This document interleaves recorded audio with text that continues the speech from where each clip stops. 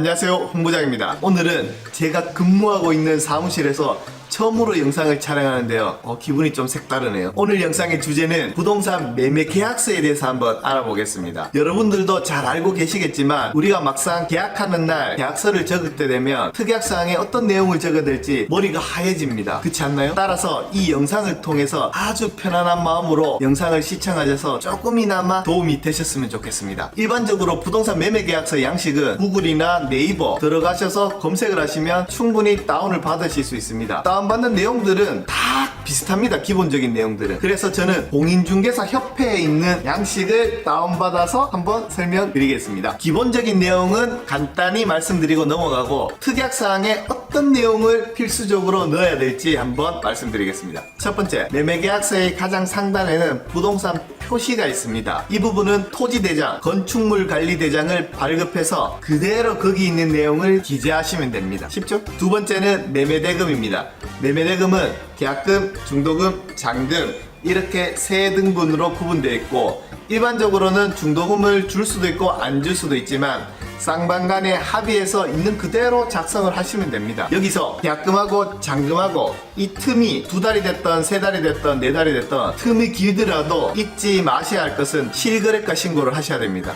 이제 실거래가 신고가 현재는 60일인데 앞으로 30일 이내로 축소된다고 합니다. 잔금까지 기간이 길다 하더라도 실거래가 신고는 잊지 마셔야 됩니다. 2조 소유권 이전 등에 대한 내용이 나옵니다. 이 내용은 뭐냐면 매수인은 매도인에게 잔금을 지급하고 매도인은 매수인에게 필요 서류를 지급하고 이 동시에 이루어져서 이 동시의 날짜를 인도일이라고 명시를 하게 됩니다. 따라서 인도일은 잔금일이라고 보시면 됩니다. 당연히 매수인이나 매도인이 둘 중에 어기게 되면 분쟁이 생기겠죠. 3조 제한물건 등의 소멸입니다. 이 뜻은 뭐냐면 잔금 지급일 전까지 기존에 걸려있던 매도인은 채권 채무에 대해서 소멸하라는 뜻입니다. 당연히 잔금 치기 전까지 기존의 채권 채무에 대해서는 소멸을 해야지 내가 소유권 이전을 받겠죠. 4조 지방세 등이라고 나와 있는데 이것도 물론 잔금 지급 전까지 다 내라는 뜻입니다. 깨끗하게 해야지 소유권 이전 받으니까요. 다음 5조 계약 해제입니다. 계약 해제는 뭐냐면 매수인이 매도인에게 계약금을 지급을 하고 중도금이 있으면 중도금 지급 전까지,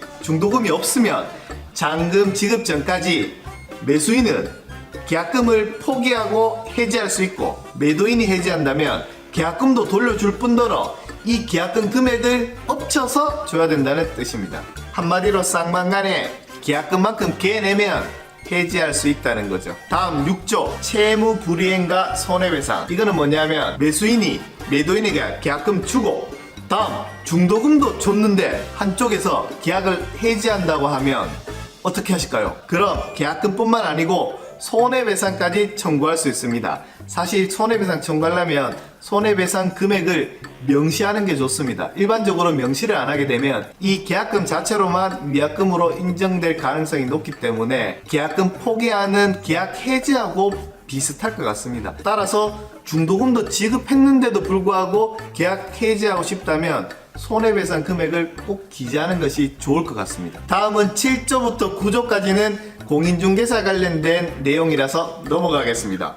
특약사항 한번 들어가 보겠습니다. 첫 번째, 우리가 일반적으로 기본 내용하고 특약사항하고 상충되면 특약사항이 우선한다는 걸로 생각하고 있을 겁니다. 이 부분도 스스로 생각지 마시고 특약사항 내용에 기재하시는 게 좋습니다. 본문 내용과 특약사항 내용이 상충하면 특약사항이 우선 적용한다. 두 번째, 계약할 당시에 현 부동산 상태 또는 현 채무관계 그대로 잔금까지 변동사항이 없도록 특약사항에 넣어야 됩니다.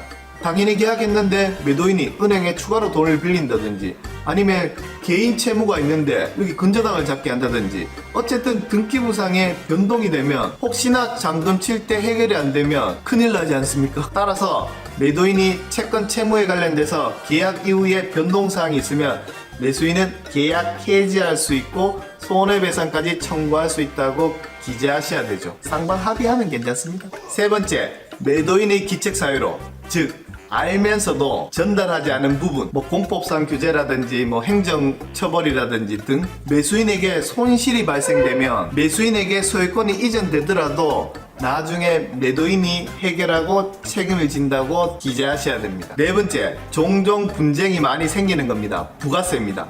일반적으로는 건물분 부가세는 매수인이 부담하는 걸로 보통 계약을 많이 합니다.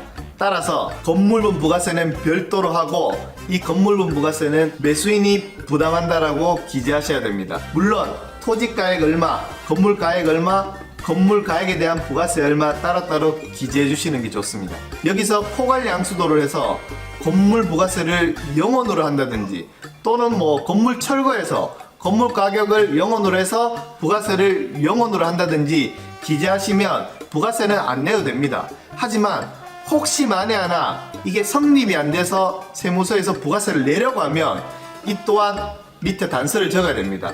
포괄 양수 양도 계약함으로 부가세는 0원으로 한다. 단 부가세 발생 시에는 매수인이 부담한다.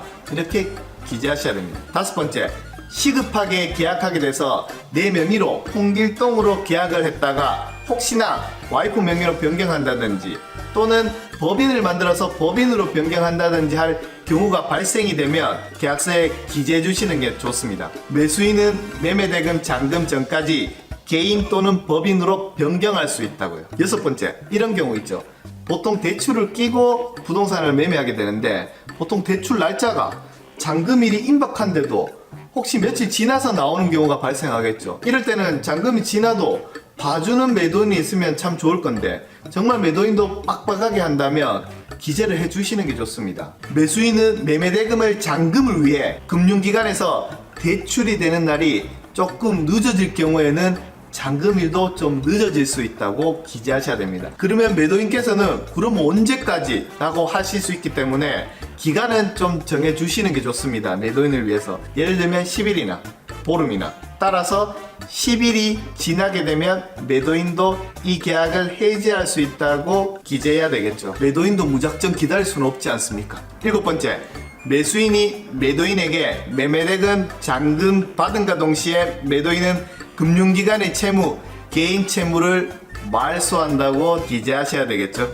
여덟 번째, 임차인의 임대차 관련된 조건을 그대로 승계한다면 관련된 서류를 매수인이 다 받아야 되겠죠. 받고 보증금은 매매대금 잔금 공제해서 드리면 되겠죠. 그리고 여기서 중요한 거는 이 각각의 임차인들하고 다 연락을 하셔야 됩니다. 그리고 계약 잔금일까지 임차인 월세나 관리비 이런 거는 깨끗하게 그날 날짜로 정산해야 되겠죠. 자, 정리하자면 특약사항 내용은 쌍방 합의하에 들어가는 내용이기 때문에 너무나 많은 케이스가 많습니다. 그래서 거기에 맞는 내용을 합의해서 적으시면 됩니다. 제가 말씀드린 내용은 필수적으로 이 특약사항이 들어가면 좀 좋을 법한 내용을 한번 말씀드렸지만 그때그때 그 상황에 맞게 쌍방 간에 합의하셔서 기재하시면 좋을 것 같습니다. 오늘 내용은 좀 딱딱할 수도 있지만 너무나 계약할 때 중요한 내용이기 때문에 좀 도움이 되셨으면 좋겠습니다. 구독, 좋아요 부탁드리겠습니다.